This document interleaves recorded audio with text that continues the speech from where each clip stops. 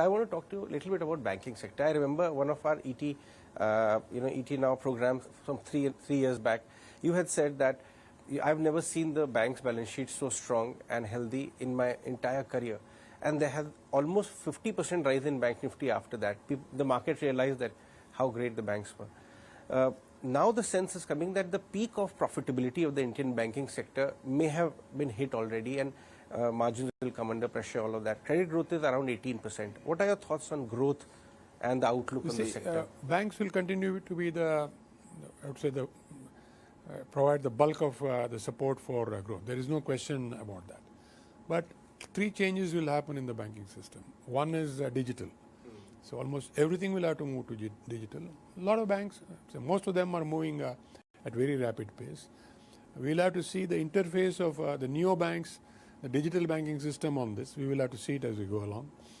But more importantly, banks will need to realize the second point, that the period when they had low cost funds, which they could lend at high rates, margins and NIMs looking good, are over. Okay. So where will gains come from? Well, whatever you have in terms of deposit growth will provide you your feedstock, as it were.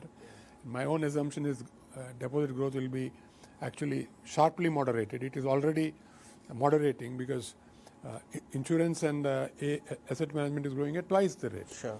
So it is already moderating. So you will have to look at how you moderate lending. Margins, NIMs will come under pressure because your lending rate will have now a ceiling in terms of how much you could do, whereas your borrowing costs are going up. So where do you get efficiency? By moving digital. So banks per se will have to move to a digital environment to cut your operating expenses and the cost to income ratio to maintain your profitability. However, the good news is the credit quality continues to be good. The cleanup of the last 5 years, I think, will hold. And credit cycles, I do not think will morph that easily because there is a lesson that is learned, including at Retail India. There is talk that Retail India will perform. I think Retail India will perform because there are so many metrics now going into analytics that is not a problem. Sir, I also wanted to ask you about the banking credit growth, 18%. You expect it to hover around or taper it down a little bit? No, I think it is, my assessment, it's lower than that just now. And that credit growth will not be in those numbers. Okay, sure. My number was it is low teens. Low teens, is it?